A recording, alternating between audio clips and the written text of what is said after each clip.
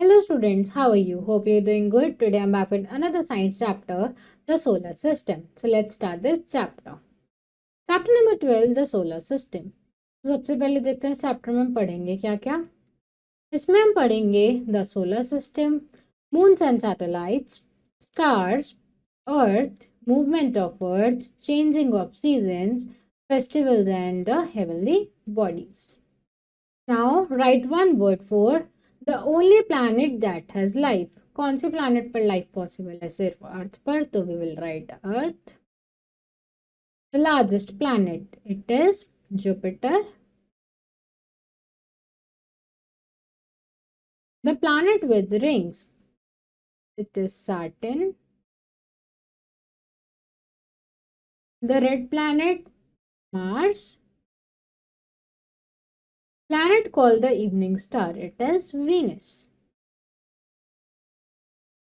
Okay, now in the sky there are some bright objects that move around the sun along fixed path. These are called planets. तो sky में ऐसे कुछ objects हैं, कुछ bright objects हैं जो सन के चारों तरफ चक्कर काटते हैं, सर के चारों कट। तो स्पेस में हमारे स्काई में कुछ ऐसे ऑब्जेक्ट्स हैं जो सन के चारों तरफ चक्कर काटते हैं, सन के चारों तरफ घूमते हैं, तो उनको हम बोलते हैं planets. The word planet means wonder. Planet का मतलब क्या है? वंडर। वंडर मतलब जो एक जगह से दूसरी जगह घूमता रहता हो। The planets do not give off any light or heat. A planet is smaller than a star. तो planet अपनी कोई भी light या heat नहीं देता है और planet star से छोटा होता है। The earth on which we live is also a planet. It moves around the sun in a fixed path. तो जिस अर्थ पर हम रह रहे हैं वो भी एक planet है और इस sun के चारों तरफ एक fixed path पर घूमता है। The solar system. The Earth is not the only planet revolving around the Sun. There are 7 other planets revolving around the Sun. Most of the planets have moon. तो अर्थ सिर्फ अकेला ऐसा प्लैनेट नहीं है जो सन के चारों तरफ चक्कर काट रहा है, ऐसे और भी प्लैनेट्स हैं। Several smaller natural bodies also revolve around the sun. और ज़्यादातर प्लैनेट्स के मून हैं और ऐसी और भी बॉडीज हैं जो सन के चारों तरफ चक्कर काटती हैं। The sun, its 8 planets, their moons and other small objects from solar system. तो सन हमारे 8 प्लैनेट, मून और बाकी की हेवनली बॉडीज मिलकर क्या बनाती हैं? Solar system. The order of planets outward from the sun is, अब हम देखते हैं कि सन से प्लैनेट का ऑर्डर क्या है। तो सबसे पहले आता है हमारा मर्करी, फिर Venus, then Earth, then Mars, Jupiter, Saturn, Uranus and Neptune. Okay, The planet of our solar system can be divided into 2 groups. तो हमारे planets 2 ग्रुप में डिवाइड हो सकते हैं। पहला है हमारा the inner planets. Mercury, Venus, Earth and Mars are called the inner planets because they are closer to the sun. They all are made of hard rock. तो मरकरी, वीनस, मार्स और अर्थ को हम इनर प्लैनेट्स बोलते हैं क्योंकि सन के पास हैं और ये बहुत ज़्यादा हार्ड रॉक से बने हैं। These planets can be seen in the night sky with the naked eye from the earth. तो ये planet हम sky में ऐसे देख सकते हैं अपनी आंखों से। तो पहला है हमारा Mercury. It is closest to the sun. It travels around and sun faster than any other planet. It can be seen from the earth just before sunrise and just after the sunset.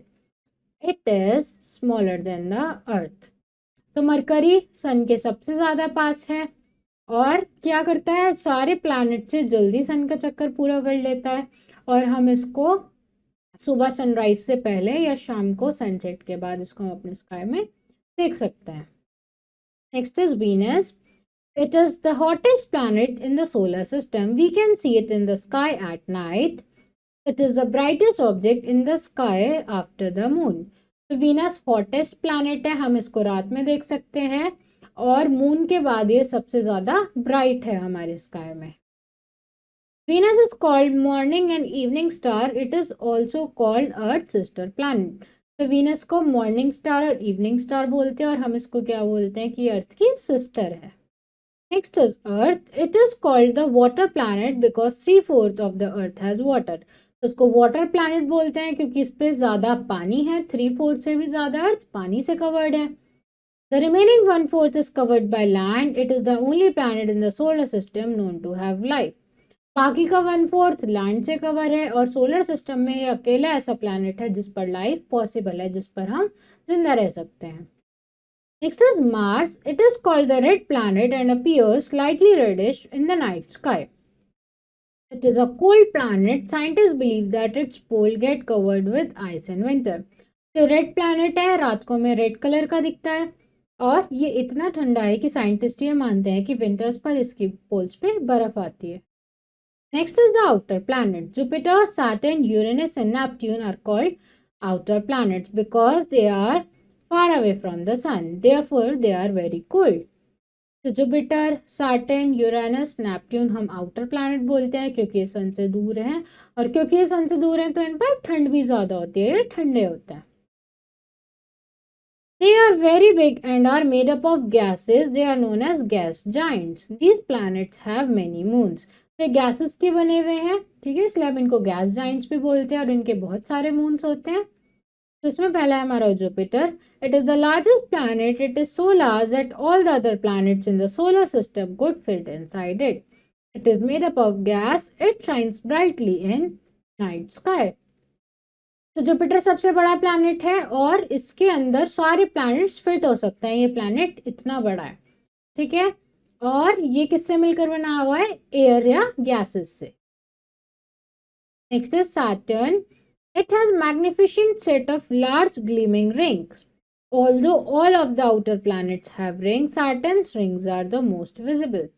तो बाहर के जितने भी planets हैं सबके पास ring है, पर सबसे ज़्यादा विजिबल रिंग सैटर्न की है, ठीक है। सैटर्न के चारों तरफ क्या होती है? एक गोल रिंग होती है, जैसे कि आप यहाँ पिक्चर में देख सकते हो, यहाँ सैटर्न में इसके चारों तरफ क्या है? रिंग है। Next is Uranus. It is a bluish-green planet because it is made up of blue-colored gas. A day on Uranus lasts only for 17 hours and 14 minutes. फिर bluish green कलर का होता है, गैस से मिलकर बना हुआ होता है और एक दिन इसका सिर्फ 17 hours and 14 minutes का होता है। Neptune, it is the coldest planet. Strong winds and violent storms are features of this planet. It is the twin of Uranus and appears blue. ये प्लैनेट सबसे ज़्यादा कोल्ड है, यहाँ पर बहुत ज़्यादा स्टॉर्म्स आते हैं और हम क्या बोलते हैं कि ये यूरेनस का ट्विन है क्योंकि ये भी ब्लू कलर का होता है। Dwarf planets are very small compared to other planets that move around the sun. Pluto and Eris are dwarf planet. तो ऐसे प्लैनेट जो बहुत छोटे होते हैं, सन के चारों तरफ घूमते हैं, हम उसको डॉर्फ प्लैनेट बोलते हैं, जैसे कि प्लूटो और Eris. Moon and satellites. An object that moves around a planet in an object is called its moon or satellites. All planets except Mercury and Venus have moons. तो ऐसे object जो आपकी planet के चारों तरफ घूमते हैं, हम उनको एक क्या बोलते हैं? मून। सब प्लैनेट्स के पास मूव है, किन किन को छोड़ के? सिर्फ मरकरी को छोड़ के और वीनस को छोड़ के बाकी सब प्लैनेट्स के मून हैं जो एक फिक्स्ड ऑर्बिट पर उस प्लैनेट के चारों तरफ चक्कर काटते हैं, उन प्लैनेट्स के अराउंड रिवॉल्व करते हैं। The moon is a natural satellite of the earth. It moves around the earth in an orbit. तो मून क्या है? अर्थ की एक नेचुरल सैटेलाइट है जो कि एक ऑर्बिट में मूव करती है। It has no light of its own. It shines because it reflects the light of the sun. तो इसकी खुद की कोई लाइट नहीं होती है, फिर भी हमें रात को इतना ब्राइट, इतना शाइनी दिखता है। क्यों? क्योंकि ये सन की लाइट को रिफ्लेक्ट करता है। It is about 3,84,400 kilometer away from the earth. ये अर्थ से आप देख सकते हो कितना दूर है। The moon takes 27.3 days to complete one revolution around the Earth. और मून को एक चक्कर काटने में 27.3 days लगते हैं।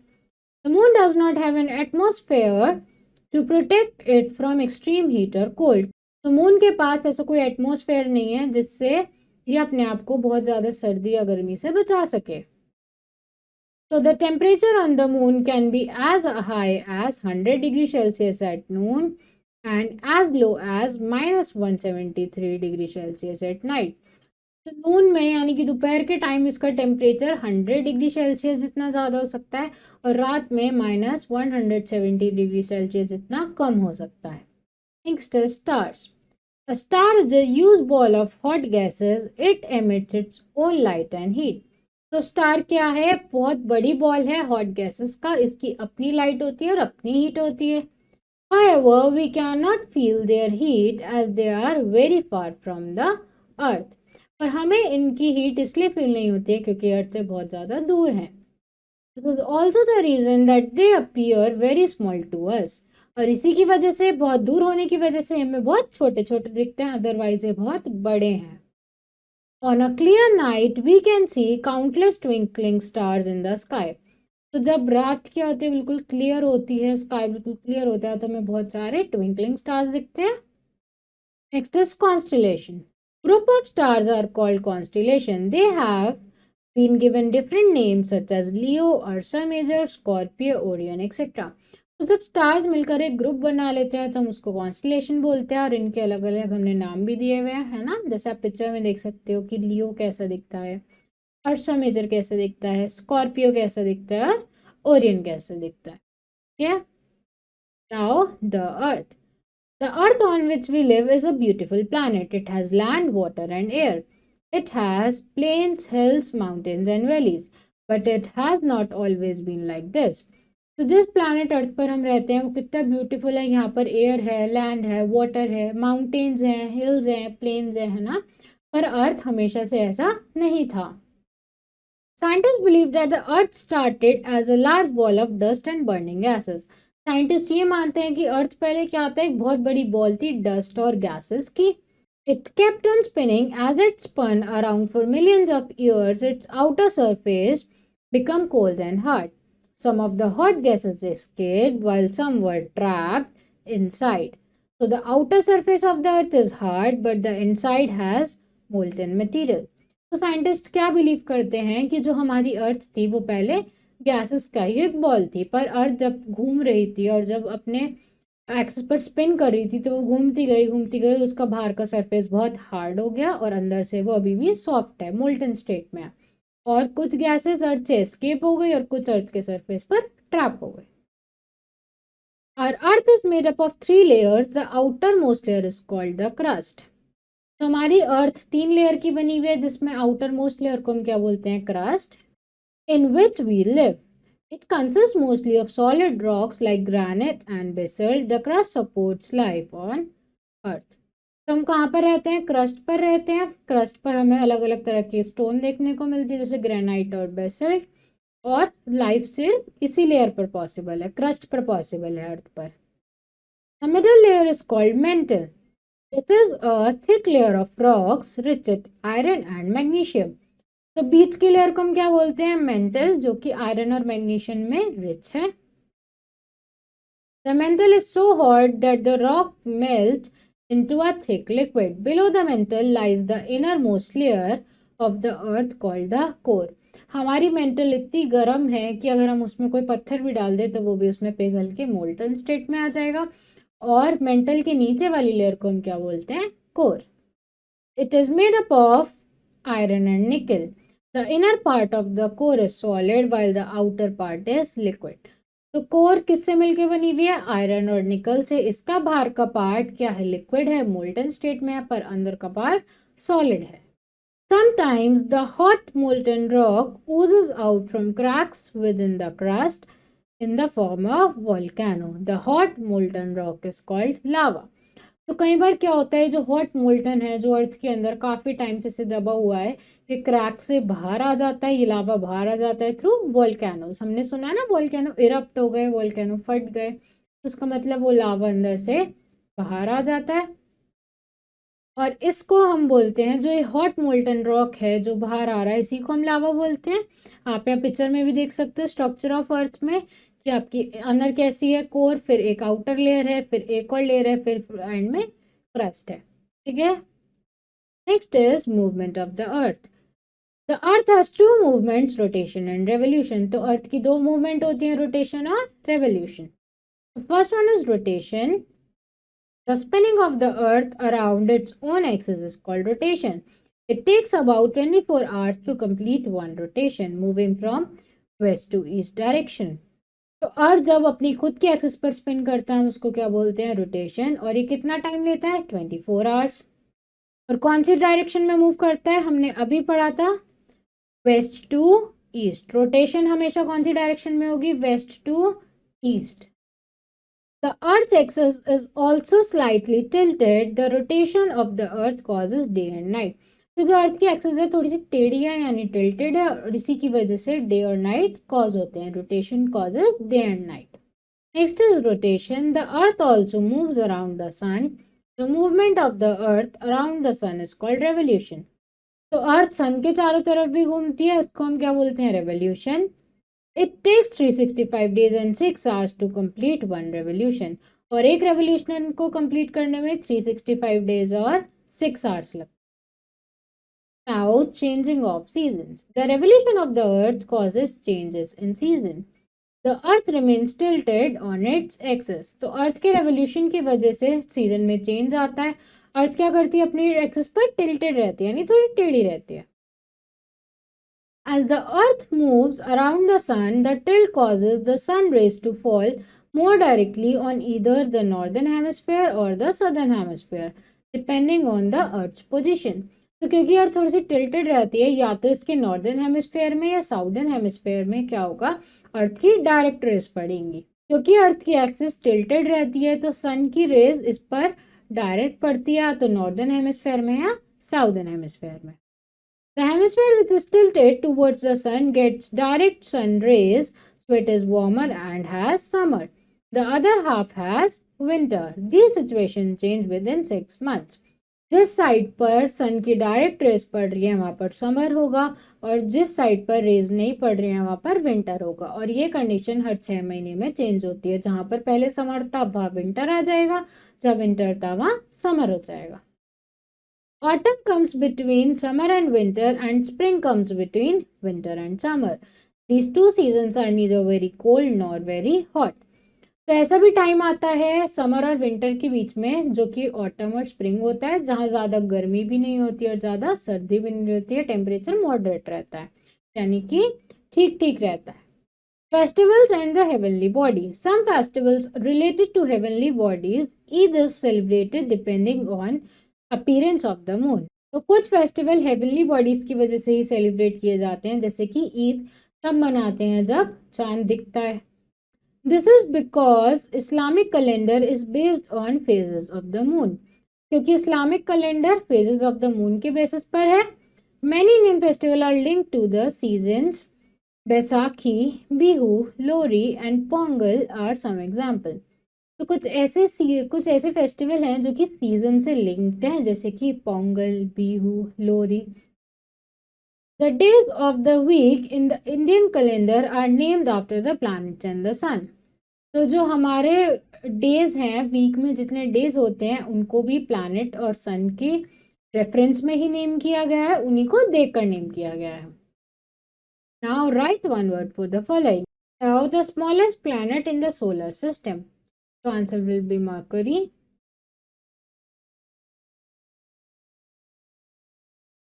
The natural satellite of the Earth. So answer will be Moon. Number of days to complete one revolution. कितने days लगते हैं? 365 days. The red planet is Mars. Now let's at a glance. अब तक हमने जो भी पढ़ा उसकी एक समरी देखते हैं. The 8 planets, their moon and the sun form the solar system. तो हमने पढ़ा 8 planets, moon और sun मिलकर solar system बनाता है. The planets of our solar system can be divided into inner planets and outer planets. तो हमने पढ़ा कुछ planets आते हैं inner planets में और कुछ outer planets में. Mercury, Venus, Earth and Mars are inner planets where Jupiter, Saturn, Uranus and Neptune are outer planets. तो हमने पढ़ा था inner planet कौन कौन से होते हैं और outer planet कौन से होते हैं. A star is a huge ball of hot gases. They are very far away from Earth. तो स्टार क्या है? हॉट गैसेस के एक बॉल है और अर्थ से बहुत ज़्यादा दूर है. Days and night are caused due to Earth's rotation. तो दिन और रात क्यों होते हैं? क्योंकि अर्थ की रोटेशन चलती रहती है. The revolution of the earth around the sun causes the season. Seasons किसकी वजह से होते हैं? रेवोल्यूशन की वजह से. Many Indian festival are linked to the seasons. तो बहुत सारे इंडियन फेस्टिवल हैं जो सीजन्स की वजह से ही मनाए जाते हैं. Now take the correct option. How many planets are there in the solar system? 7, 8 or 9? The answer is 8. Which of the following is at center of the solar system? Venus, Mars, or Sun? So answer is Sun. Dash is the smallest planet of the solar system. Venus, Jupiter, or Mercury? So answer is Mercury. Which is the hottest planet? So Jupiter, Mercury, or Earth? So answer is Mercury. Which of the following is an outer planet? Jupiter, Earth, or Mercury? The answer is Jupiter. The rotation of the Earth causes day and night seasons या sun. The answer is day and night. The Earth rotates from west to east to west, या north to south. The answer is west to east. Now fill up. All planets of the solar system revolve around the sun. That is the closest planet to the sun. तो कौन सा planet सबसे पास है हमारी sun के? It is Mercury. Dash is a dwarf planet. Pluto. Dash is also called evening star. Venus. A group of stars is called constellations.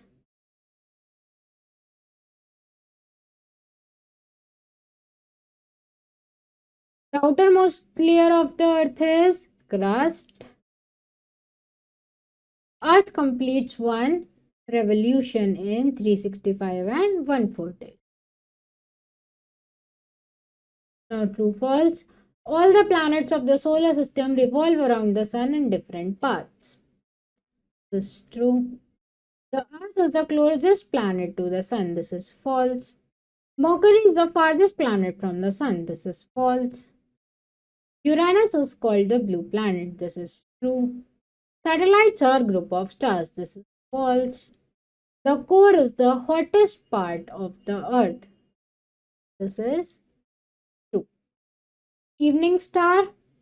Next is match the following. The first one is evening star. The answer is Venus. Red planet, Mars. 7 rings. It is Saturn. Blue planet, Earth. And very hot planet, Mercury. Okay.